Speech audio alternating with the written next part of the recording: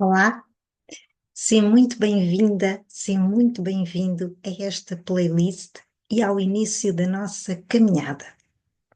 Neste caminho, vamos redescobrir a beleza da criação, a simplicidade do Evangelho e a profunda espiritualidade de um santo que viu em tudo um reflexo do amor de Deus. Mais do que estudar um texto, vamos aprender. Vamos rezar, vamos refletir e viver o espírito do cântico das criaturas. Que cada áudio seja um passo neste nosso caminho de fé.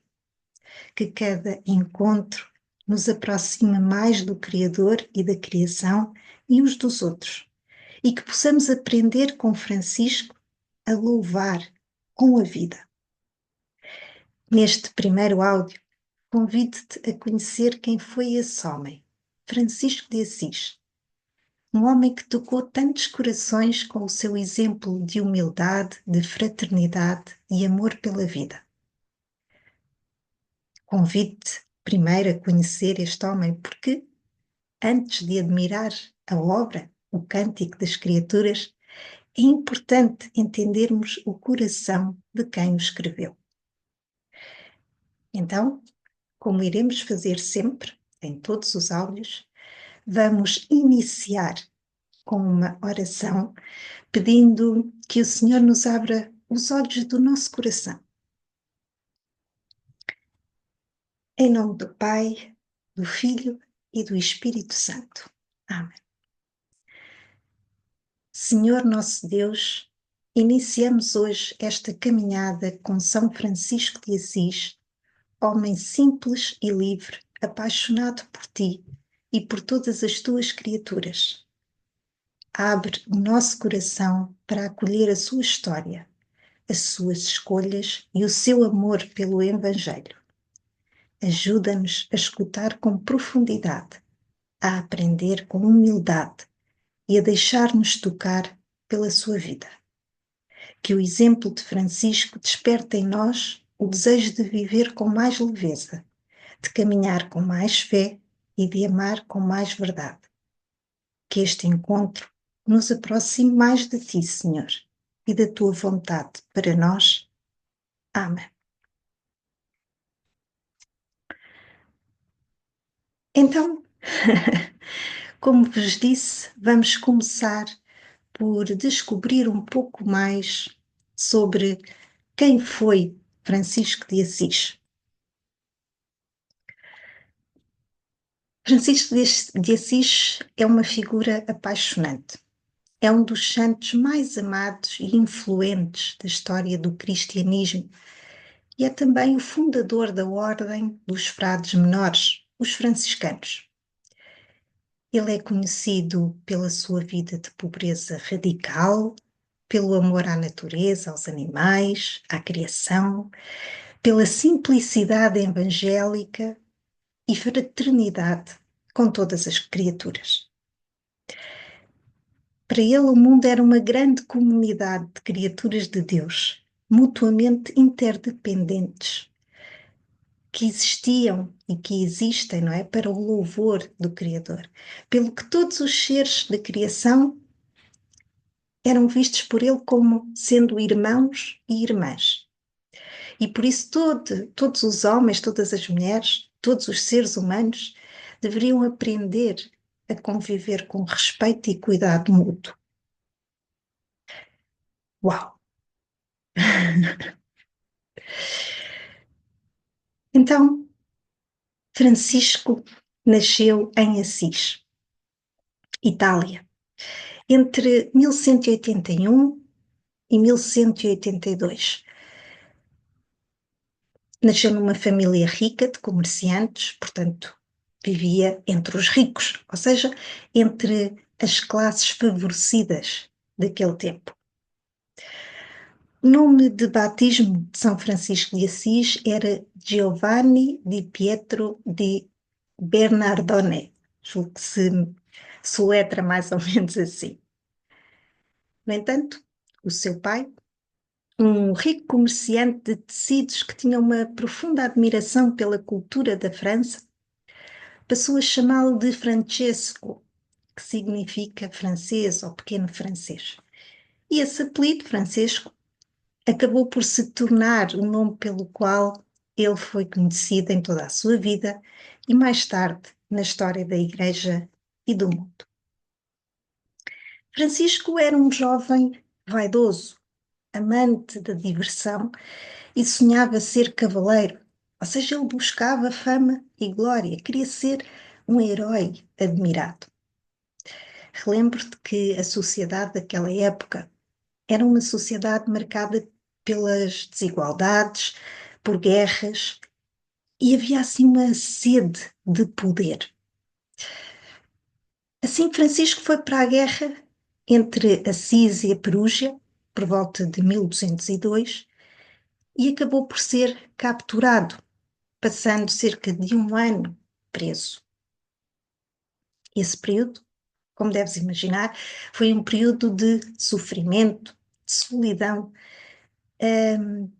que o marcou, não é? Que talvez tenha dado início a uma mudança interior.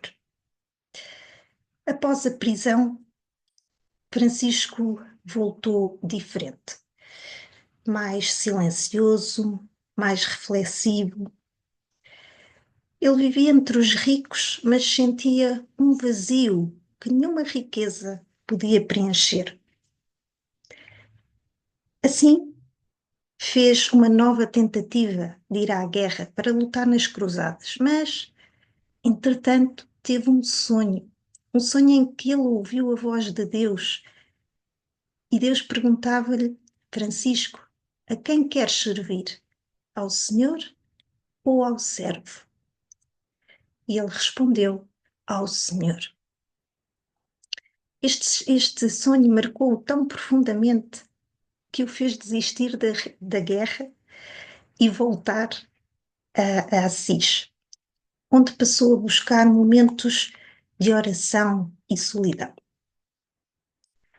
Um dia estava ele num desses momentos a rezar diante de um crucifixo na igreja em ruínas de São Damião, quando ouviu novamente a voz de Cristo, que lhe disse assim: Francisco, reconstrói a minha igreja que está em ruínas. E Francisco interpretou literalmente esta frase, pelo que começou a consertar as igrejas com as próprias mãos, pedindo pedras e esmolas para o fazer. Só mais tarde é que ele viria a entender que aquilo que ouviu, o chamamento, era para renovar a fé e a vivência cristã do povo, começando por si mesmo. E é assim que Francisco vivencia um processo de profunda conversão espiritual. No entanto, o pai de Francisco, indignado com a nova vida do filho, levou-o ao bispo, não é? Exigindo que devolvesse tudo. E foi então que Francisco renunciou publicamente à herança. E ele chega mesmo a ter um gesto que selou, não é? Um gesto de entrega total ali perante o bispo. Ele despiu-se diante do bispo e declarou: agora posso dizer com liberdade, Pai nosso, que estais nos céus. Portanto, este gesto sela a sua entrega total a Deus e desapego dos bens materiais, ou seja, mostra que realmente houve uma profunda transformação, conversão no coração de Francisco. E um dos marcos mais fortes dessa conversão, da sua conversão, foi o encontro que ele teve com um doente, um leproso. Não é? O momento em que Francisco experimentou uma verdadeira alegria espiritual. Ao invés de sentir repulsa, que era aquilo que ele habitualmente sentia pelos doentes, pelos leprosos, ele abraçou e beijou aquele homem doente, vendo nele o próprio Cristo. Foi um momento-chave na vida de Francisco. Portanto, ele converteu-se a um modo de vida que refletia radicalmente o Evangelho, centrado na imitação do Cristo pobre, obediente e crucificado. Ou seja, vemos aqui que Francisco, não é, passou de um jovem vaidoso, não é, a uma pessoa humilde, da busca da glória, passou para a busca de serviço, do medo que sentia face à vida, ele passou a sentir uma confiança total em Deus. Do luxo em que vivia, passou à pobreza evangélica. E do desprezo, passou à compaixão pelos doentes, pelos mais desfavorecidos, pelos pobres, por aqueles que a sociedade excluía. E, a par disso, Francisco passou a ter um profundo amor à criação e um profundo respeito por todas as criaturas, de tal modo que chamava o sol de irmão, a lua de irmã, via os animais, as flores, o vento, a água e até a morte como irmãos na grande família criada por Deus. Francisco morre em 1226, morre a cantar, deitado no chão, nu, como ele queria. Como veio ao mundo, assim também partiu, em espírito de total entrega e paz. Mas antes de morrer, ele, ainda em vida, fundou uma nova forma de vida consagrada. Com a aprovação da Igreja, ele fundou a Ordem dos Frades Menores, mais conhecida como Ordem Franciscana, a qual foi uma verdadeira revolução espiritual naquela época, no seu tempo. Porquê? Porque rompeu com muitas estruturas religiosas e sociais estabelecidas e ofereceu um novo modo de viver o Evangelho, não é? Centrado na tal pobreza radical, na fraternidade universal e no amor à criação.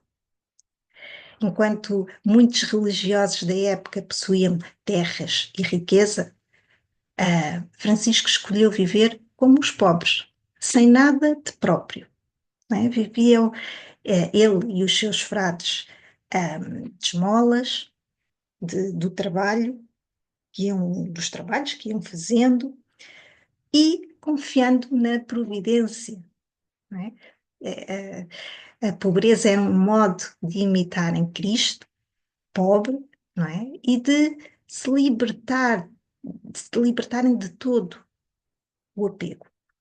Isso, como podem imaginar, causava ao mesmo tempo admiração e escândalo.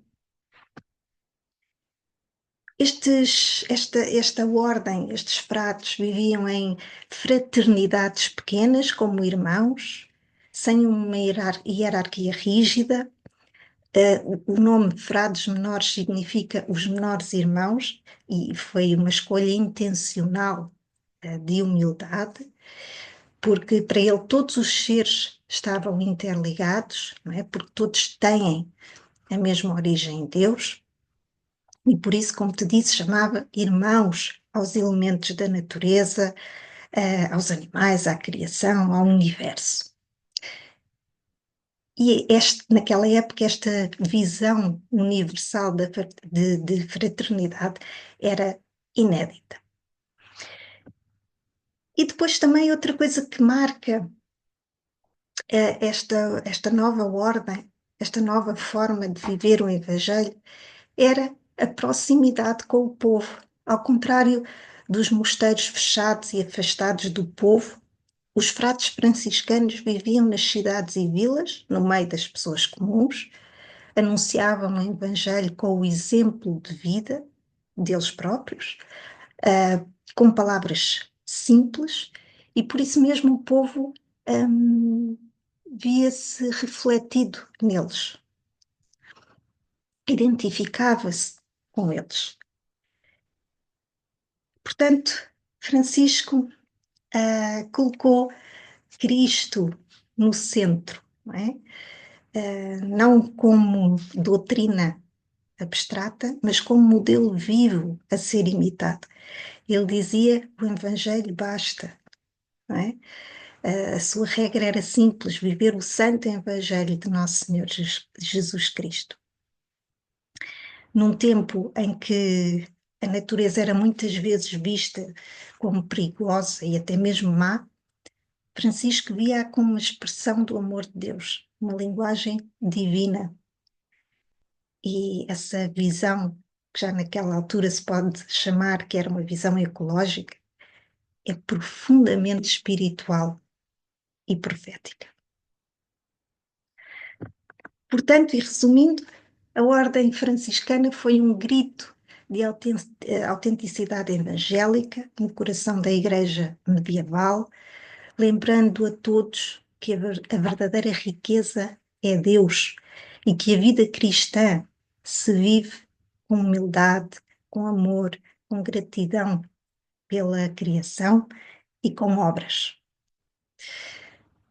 A ordem franciscana espalhou-se rapidamente por toda a Europa e depois pelo mundo e formou grandes santos, como o nosso Santo António de Lisboa, São Boaventura, Santa Clara, e continua a ser um dos maiores movimentos da Igreja até hoje. Na verdade, os valores da espiritualidade franciscana continuam presentes ainda hoje. Quais são esses valores? Simplicidade, fraternidade universal e louvor. Penso que depois deste resumo, porque é um resumo, haveria muito mais a dizer, mas penso que te disse o essencial. Acho que já consegues entender por que razão São Francisco de Assis é um dos santos mais amados e influentes da história do cristianismo. Não só pela sua vida, mas pelo imenso legado que nos deixou. Ele foi canonizado no ano de 1228 e em 1979 foi proclamado patrono da ecologia e dos animais pelo Papa João Paulo II. Ainda hoje, continua a inspirar a espiritualidade ecológica e movimentos de paz e justiça social. Na verdade, a sua vida e a sua obra inspiraram a encíclica Laudato Si, do nosso querido amigo Papa Francisco, que também, inspirado por este santo, adotou o seu nome, Francisco, em sua homenagem.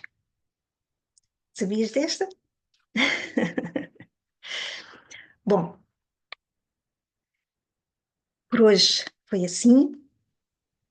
Antes de terminar, gostaria de deixar uma sugestão.